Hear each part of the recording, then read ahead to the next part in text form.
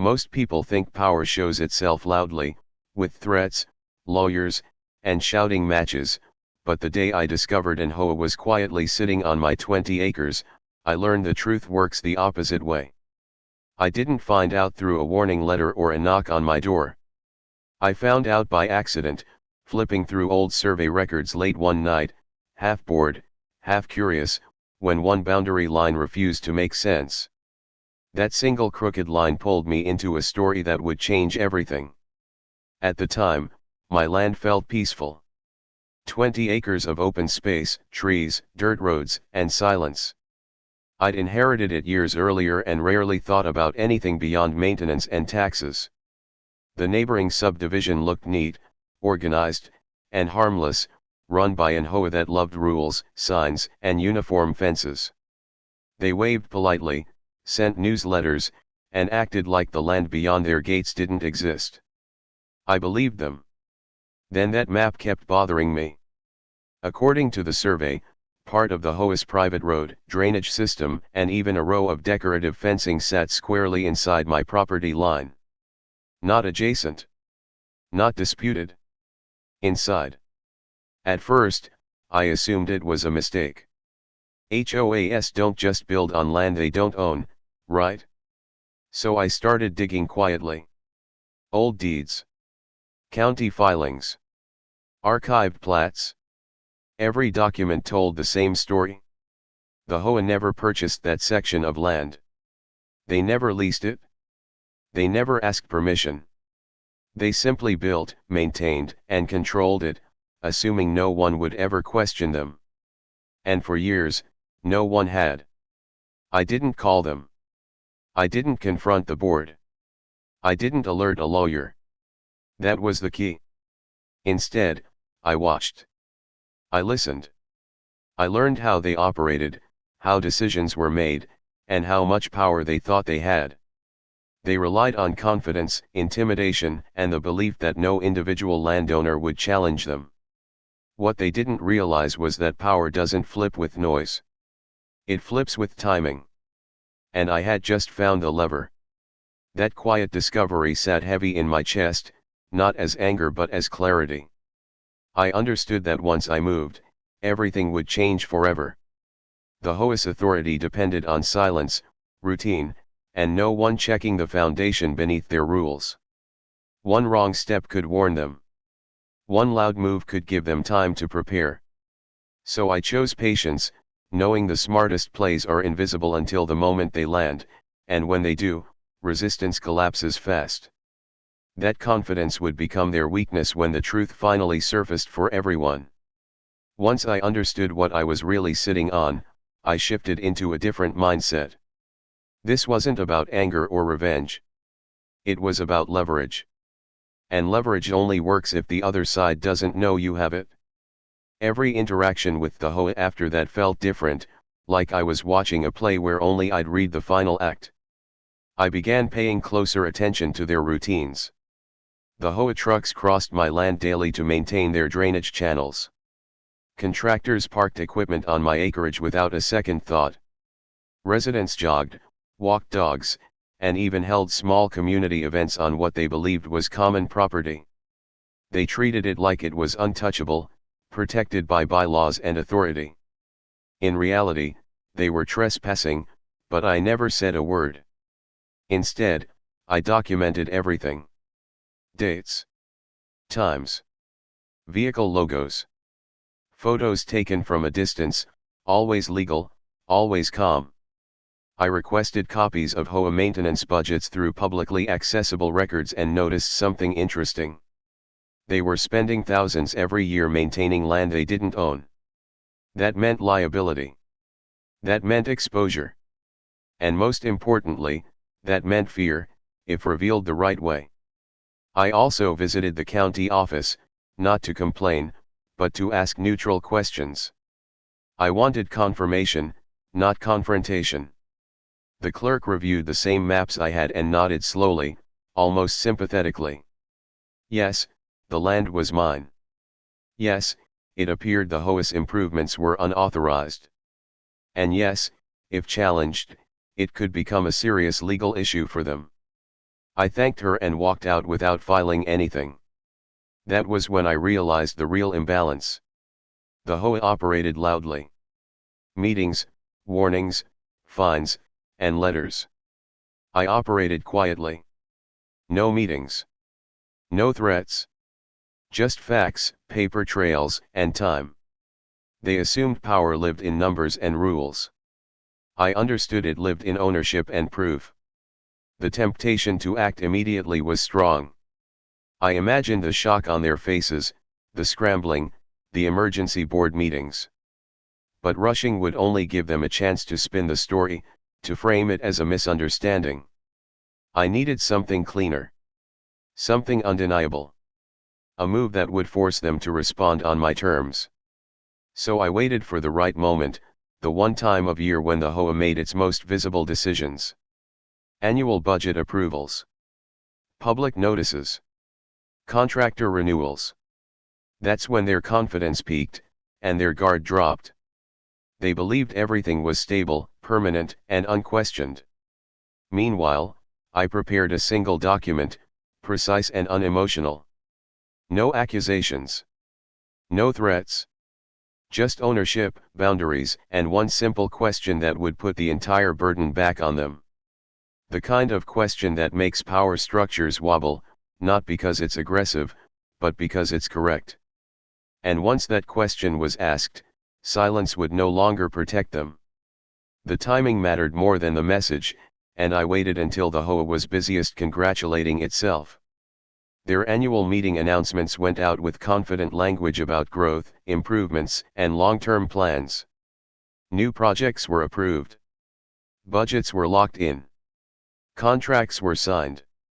They were celebrating stability, which made what I did next feel almost unfair. I sent one letter. Not a threat. Not a demand. A formal notice of ownership, sent by certified mail to the HOA board and their management company. It referenced parcel numbers, survey dates, and county records. No emotional language. No accusations of wrongdoing. Just facts. At the end, I asked a single question: under what authority were they occupying, improving, and maintaining land they did not own? That question landed like a crack in glass. It didn't shatter anything immediately, but you could see the fracture spreading. Within days, the tone of their communication changed. The newsletters stopped. The maintenance trucks avoided the area. Contractors were quietly told to pause work near the boundary. Silence replaced confidence, and silence is always louder than denial. Then the emails started. Polite at first. Confused. Requests for clarification. They asked if I was open to a friendly discussion. I agreed, but only in writing. Every response I sent was calm, brief, and documented. I never raised my voice because I never needed to. Ownership spoke for me. Behind the scenes, the HOA was unraveling. Board members argued over who approved the original construction. Records were missing. Former officers blamed developers who were long gone. Their attorney requested extensions, then more time, then suggested mediation before things escalated. That was when I knew the balance had flipped. They weren't managing the situation anymore. They were reacting to it. What surprised me most wasn't their fear. It was how quickly their authority evaporated once questioned. Residents began noticing changes. Why was the walking path closed? Why were drainage repairs delayed? Why did the HOA suddenly look nervous? Power relies on appearance, and theirs was cracking in public. I still hadn't made my real move. That came when I exercised the simplest right of all: control. I informed them that any continued use of my land would require a written agreement. Temporary access. Defined boundaries. And compensation.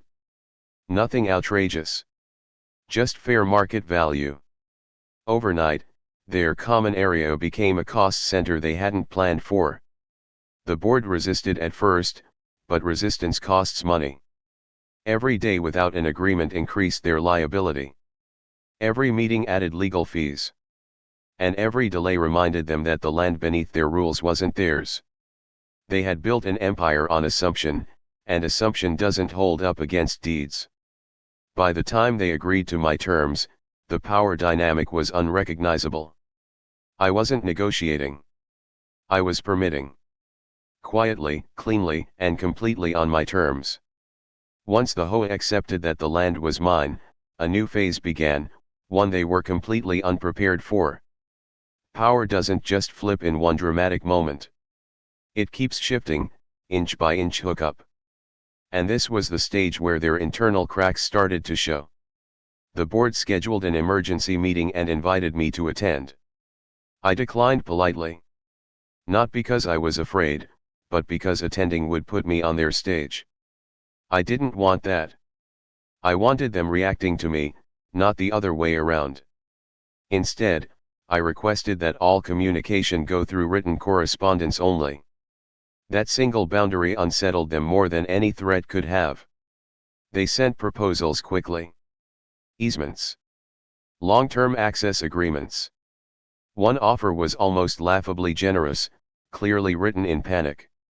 Another tried to quietly secure permanent rights while dressing it up as a temporary solution. I rejected them all without countering. Silence, when used correctly, is pressure. Behind the scenes, residents were beginning to ask questions. The HOA's authority relied on smooth operations and visible control. When that control faltered, confidence drained. Maintenance delays led to complaints. Closed pathways led to frustration. Board members started turning on each other, worried about personal liability. Emails leaked.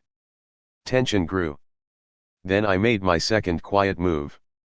I posted updated boundary signage on my land. Simple. Legal. Clear. No aggressive language. Just property lines marked according to county records. Overnight, what residents once thought was communal space became visibly private. Joggers stopped. Dog walkers hesitated. People began realizing they'd been using something that wasn't theirs, and that realization spreads faster than any announcement. The HOA scrambled to reassure residents, but reassurance without authority rings hollow. They couldn't force access. They couldn't fine me. They couldn't threaten legal action because every threat would backfire. Their rules ended exactly where my deed began, and now everyone could see it. That's when the HOA's lawyer finally admitted the truth in writing. The land had never been conveyed. The improvements had been built in error. The association was exposed. That single admission shifted everything permanently. From that moment on, every negotiation favored me. I didn't raise the rent. I didn't expand demands. I stayed consistent. Fair terms. Clear boundaries. Respect for ownership. That consistency made them nervous, because they couldn't paint me as unreasonable. They had no villain, no angle, no leverage. Eventually, the board voted to accept my agreement. Annual compensation. Defined access times. Maintenance responsibilities transferred. Liability acknowledged. Their common area was now officially dependent on my permission. The power game had flipped so quietly that most residents never noticed the exact moment it happened. But the HOA did. They learned that real power doesn't announce itself. It waits, documents, and moves once. And when it does, there's no shouting, no chaos, just a calm reality settling into place that can't be argued with.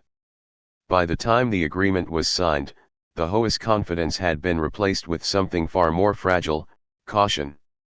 They still existed. They still held meetings.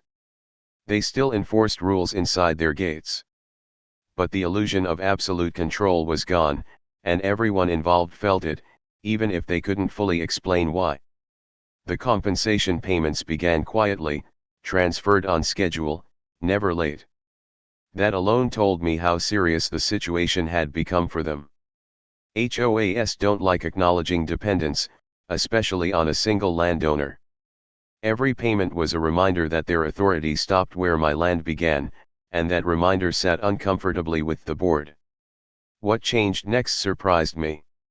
Board members started reaching out individually, not as representatives, but as people. One asked how the mistake had happened. Another hinted at internal arguments and blamed former leadership. A third casually mentioned that residents were angry, not at me, but at the HOA for not knowing their own boundaries. The association was no longer united. It was fragmented. Residents began behaving differently too. They avoided the marked areas. They asked permission instead of assuming access.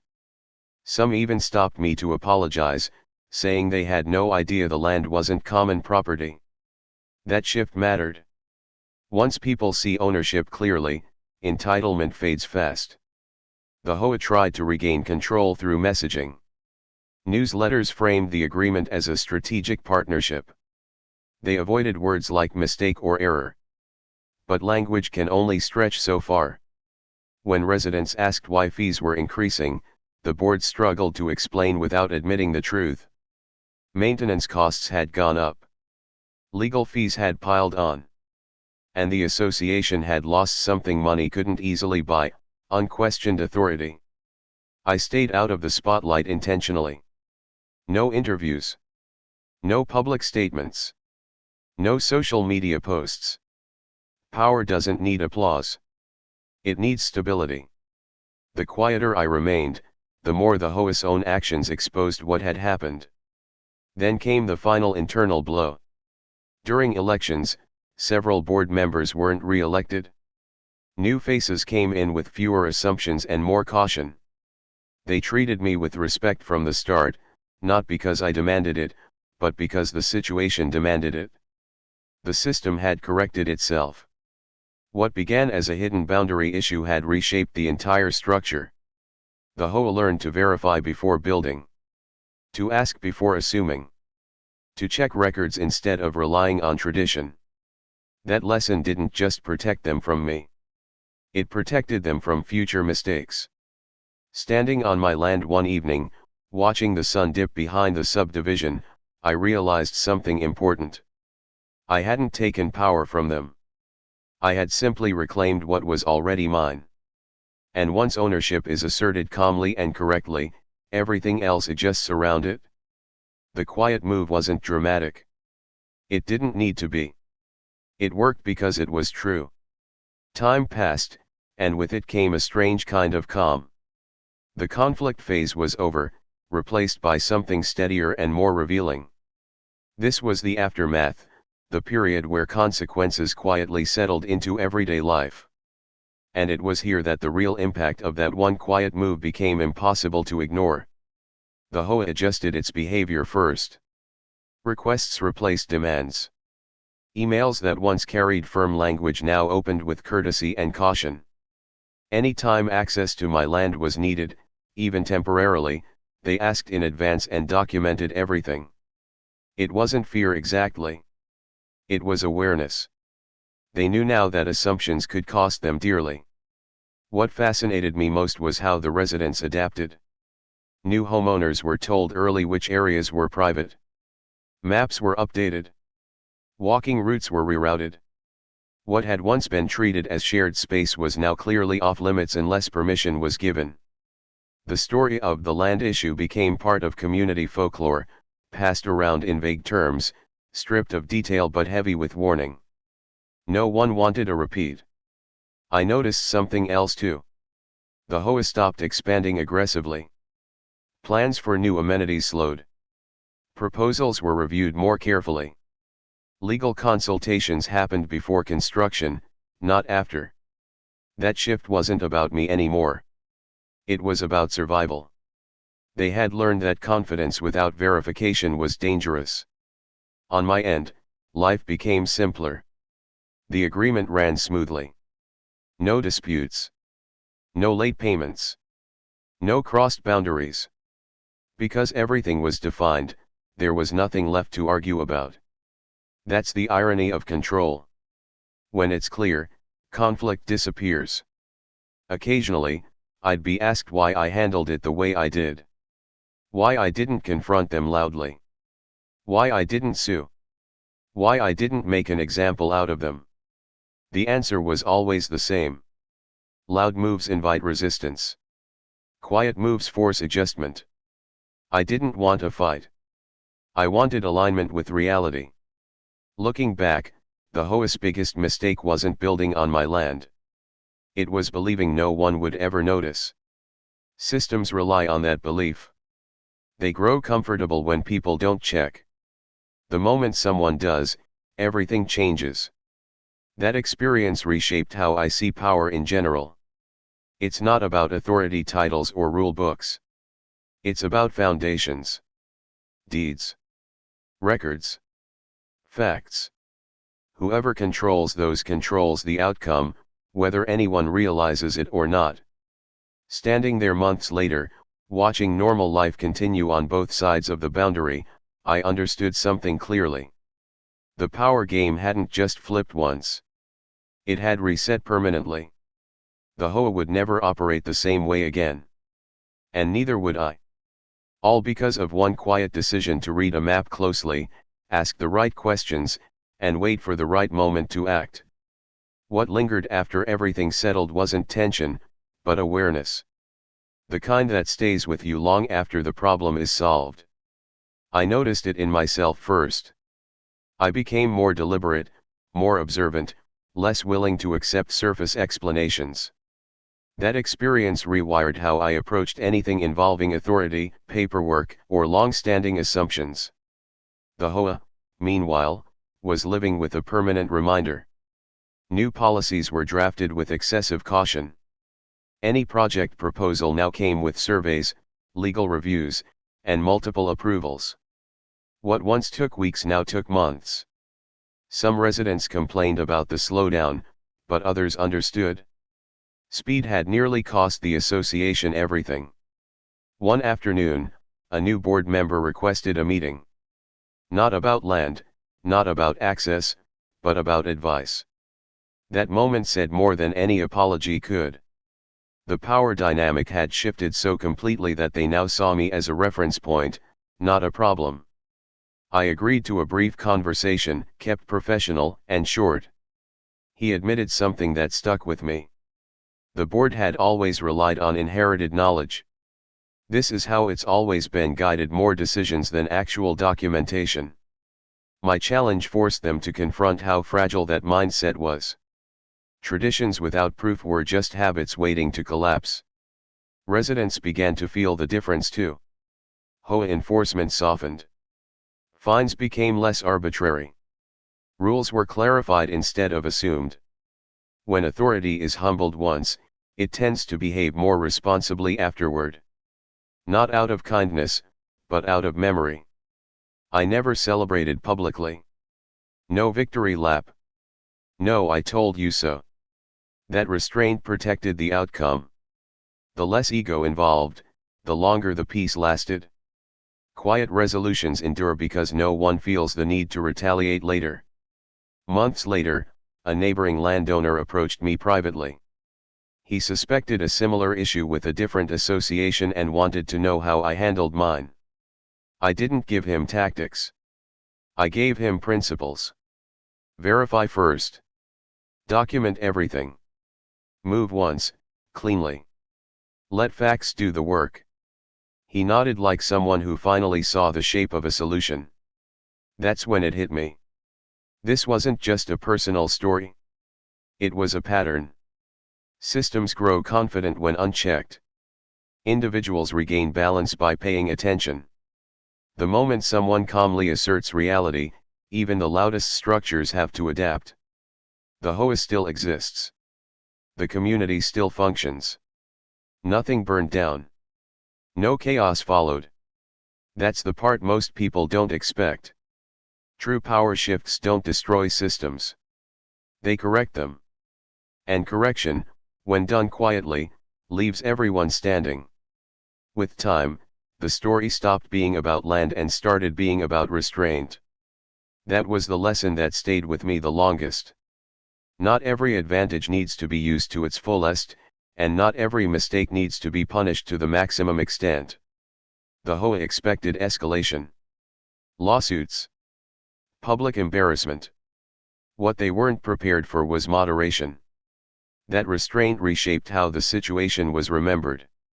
Among residents, the issue faded into a quiet correction rather than a scandal. People moved on.